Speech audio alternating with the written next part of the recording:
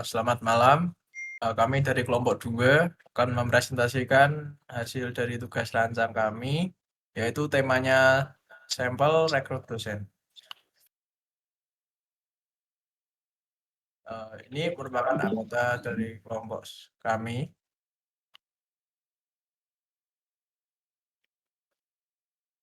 Kemudian ada latar belakang dan tujuan. Latar belakang yang pertama, seleksi dosen membutuhkan proses objektif. Yang kedua, banyak atribut mempengaruhi hasil. Yang ketiga, perlu pendekatan berbasis data. Kemudian tujuan, menerapkan ID3 pada dataset rekrut dosen. Yang kedua, menghitung entropi dan gain. Yang ketiga, menentukan atribut paling berpengaruh. Dan yang keempat, membuat poin keputusan.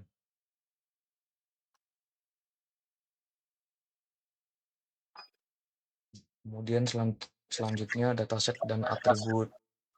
Atribut dataset yang pertama kesehatan, kedua wawancara, ketiga pendidikan, keempat TOEFL, yang kelima SKCK. Kemudian ada output, pertama hasil sama dengan ya atau tidak. Yang kedua jumlah data 10 kandidat. Dan yang terakhir ada contoh sebagian data.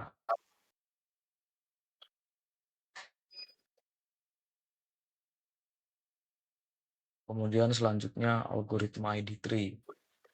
Yang pertama ada decision tree learning. Yang kedua melihat atribut berdasarkan information gain. Dan yang ketiga output berupa struktur pohon keputusan.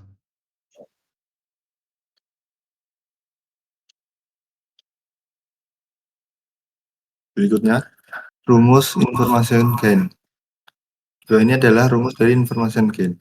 Rumus gain ini digunakan untuk menentukan atribut yang paling informatif dalam memisahkan data. Semakin besar nilai gain, semakin baik atribut tersebut digunakan sebagai node pada pohon keputusan.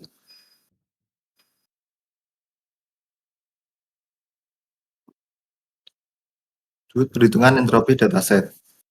Jumlah hasil, ya, 6, sama dengan 6, tidak sama dengan 4. Entropi totalnya 0,971.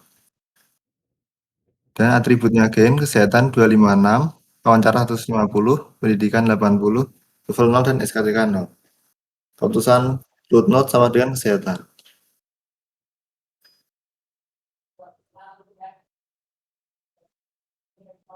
Keputusan. Atribut utama yang memenuhi seleksi dosen. Kesehatan. Jika kesehatan sama dengan kurang, langsung ditolak. Jika kesehatan baik, lanjut cek atribut berikutnya.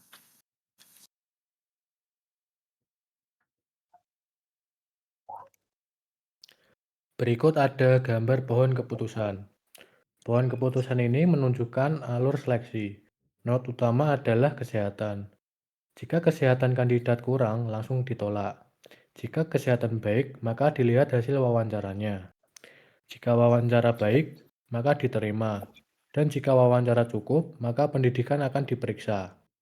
Jika pendidikan S2 diterima, tapi jika S3 maka TOEFL dicek. TOEFL baik maka diterima dan TOEFL kurang maka tidak diterima.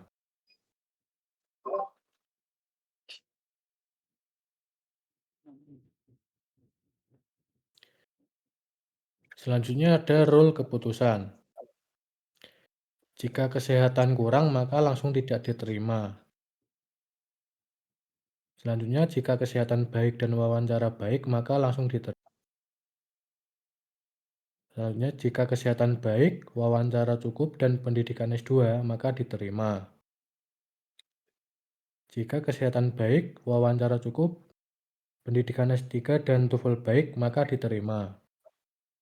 Yang terakhir, jika kesehatan baik, wawancara cukup, pendidikan S3 dan TOEFL kurang maka tidak diterima.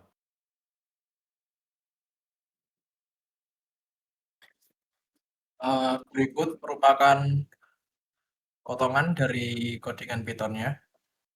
Itu fungsi entropi digunakan untuk menghitung nilai entropi dari sekumpulan data, yaitu mengukur ketidakpastian antara hasil ya dan tidak.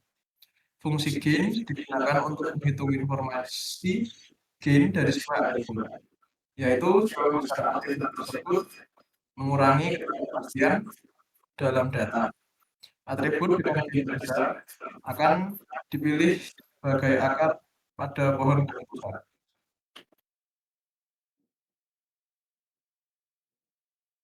Lalu ada output programnya. Outputnya akan menghasilkan program. Entropi total 0,971. Gain tertinggi kesehatan 0,256. Lalu not utama yaitu kesehatan.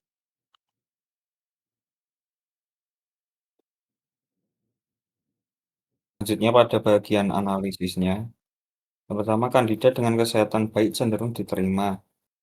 Dan wawancara memperkuat seleksi, dan selanjutnya pendidikan berpengaruh pada kondisi tertentu. Dan TOEFL dan SKCK tidak signifikan dalam dataset ini.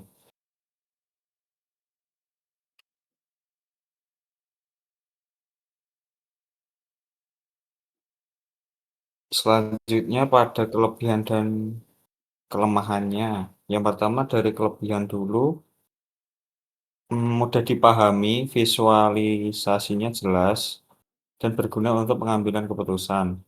Dan pada bagian kelemahan, tergantung data, tidak ideal untuk dataset besar, dan hanya menerima kategorinya.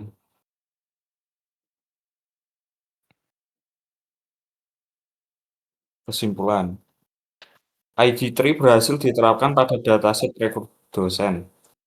Atribut kesehatan paling berpengaruh, membantu seleksi secara objektif, dan dapat dikembangkan menjadi sistem HRD otomatis.